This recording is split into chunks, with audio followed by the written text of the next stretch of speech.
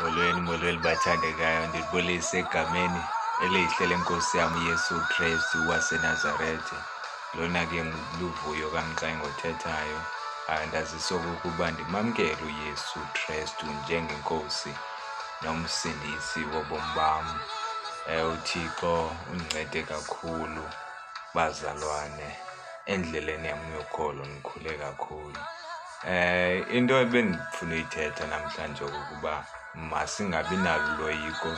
Ndiyazi ukuba ilizwe namhlanje kumakhasi onxibelelwano ayosoyikisa ngenxa yesifo ubhubhane okhoyo ngoku, obangela okokuba ke abantu boyike.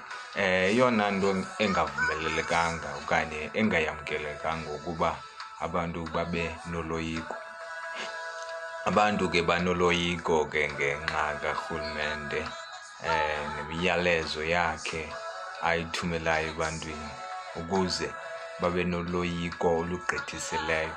Ngoko ke uThixo thina akasinikanga ukuba sibe nomoya woloyiko. Into angayenzanga lo uThixo, akasinikanga umoya woloyiko. Kodwa kubalulekile ukuba sizikhusele ngalo lonke ixesha, siyazi ukuba uThixo usoloko ekhona. Ayitsho ukuba ke kwaba baswelekileyo uThixo khange benabo uThixo, kodwa into kumele siyazi okokuba uThixo usoloko ekhona kwiimeko ngeemeko esidibana nazo ebomini bethu, kungakhathaliseki imeko kuyo. Kodwa siyazi okokuba uThixo sisisombululo kuyo yonke ingxaki esingadibana nayo namhlanje nangomso nanini na. Ngoko ke kufanelekile ukuba siyazi ukuba there is no enchantment against us. Alukho ungqikivo ngakuthi okanye ngakuwe okanye ngakum. So ithi incwadi ke yeNumeri chapter 23 verse 23, inene ke akukho zihlabo ngoYakobi, kungekho nokuvumisa ngoSirayeli. Nizofunda loo ndawo. Mandikhumbuze kudala bekukhona ke umnqophiso omdala, uBalak ikumkani yamaMowabi wayenomsindo ngakuYakobi, waza waqesha umprofeti uBalaam ukuba aqalekise uYakobi. Kobo buninzi bongqikivo bukaBalaki, sihlandlo ngasinye uBalaki bekufuneka ukuba aqalekise uSirayeli, bekusuka kuphume intsikelelo emlonyeni wakhe. Waza ke wathi kuBalaki kwiverse 23 verse 20, yabona ke ndamkele umthetho wokusikelela, kwaye ke yena uThixo usikelela. Yaye ke andinako ke mna ukukurhoxisa oko. Andinakho mna ukurhoxisa intsikelelo kaThixo. Andinakho okokuba ndoyikisa abantu ngeCOVID kaThixo. Ngoko ke andinakho uba ndikurhoxise ukusikelela kwabantu. Abantu bamisiwe ukuze bangafumani intsikelelo yabo kuThixo. Abantu abazani nentsikelelo kaThixo ngoba kukhona abantu abathi barhoxisile bona ngokunokwabo intsikelelo kaThixo. Kanti angeke uyirhoxise intsikelelo kaThixo. UThixo usikelela, siyintsikelelo kaThixo thina namhlanje. So ke wazama wancama uBalaam ukuqalekisa uSirayeli emva kokungaphumeleli izihlandlo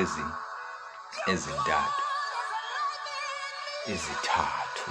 Izibhalo zithi wabona ukuba kumanelisile uYehova ukusikelela uYakobi. Ngako ke oko wathi wala ukuqhubekeka efuna izingqikivo ngakuSirayeli. Wathi wala ukuqhubekeka efuna izingqikivo ngakuSirayeli. Ngamanye amazwi waqaphela ukuba kulilizwi ukuqalekisa okanye ukuhlanganisa amacebo angendawo ngakwabo uYehova basikelele. Isigqibi sakhe ngale nyewe yaba kukuba sifunde kwisicatshula ke ebekhe sasifunda seNumeri 23 verse 23. akukho lungcikivo ngakuwe, akukho ngcikivo ngoku. There is no enchantment against you. Inene akukho zihlabo ngakuya kubi, kungekho nakuvumisa ngosirayeli. Khawubone ke indlela ke kwenye yenguqulelo yeBhayibhile kwi-Good News kubalulekile ube nazo zonke ezi-translation from KJV, King James Version, NIV, Message, TLB, zonke bazalwane kubalulekile uba ube nazo ezi-translation kwenzela uba xa ungayichani kakuhle umcimbi kule ndawo ukwazi okokuba utshile enye indawo enakho ukuba ikuxelele ngokugqibeleleyo ngale ndawo ufuna uyiva kwizibhalo zikaThixo. So ithi ke Good News akukho nto yamlingo nabugqirha obunokusetyenziswa uhlanga onokusetyenziselwa uhlanga lukaSirayeli.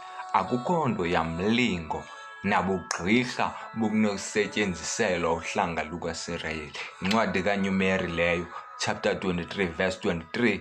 Namhlanje ke izinto ezinjalo zisenzeka, abantu baya emagqirheni kwamagqirha nabavumisi ukuze babeke isiqalekiso kumlingane okanye ke umntu othile abambona ingathi lutshaba.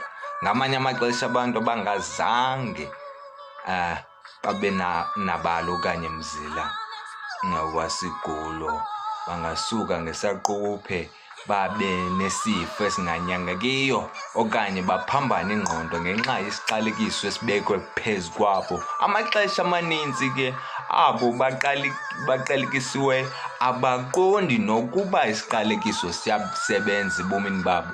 Iinzingo zabo zidelela lonke unyaka okanye iinzame zabantu.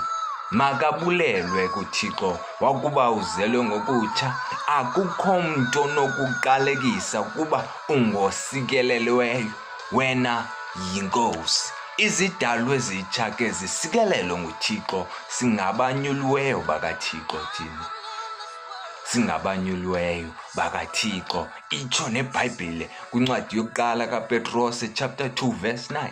Ke nina nisizukulwane esinyuliweyo, isibingelelo esibukumkani, uhlanga olungcwele, abantu abayingqobo. Ke nina nisisizukulwana esinyuliweyo, isibingeleli esibukumkani, uhlanga olungcwele, abantu abayingqobo. Ungaze woyike naliphi na igqirha okanye igqwirha, umenzi wemilingo, umfundisi wemilingo. Izenzo zabo ngakuwe zililize, nokuba bangazama kangakanani na.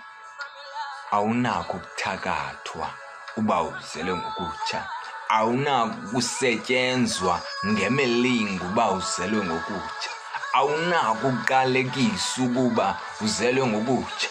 Uhamba kwintsikelelo kuphela, kwaye ilizwi elisikelelekileyo lenkosi kuphela enokuphumelela ebomini bakho. Haleluya. Lena ke ngoku kufanele ukuba ibe yinyaniso ebomini bakho.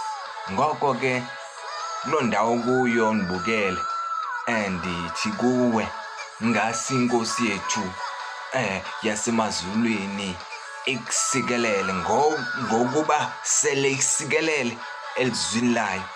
Sele uThixo kusikelele ngazo zonke iintsikelelo ezikhoyo emhlabeni zikamoya,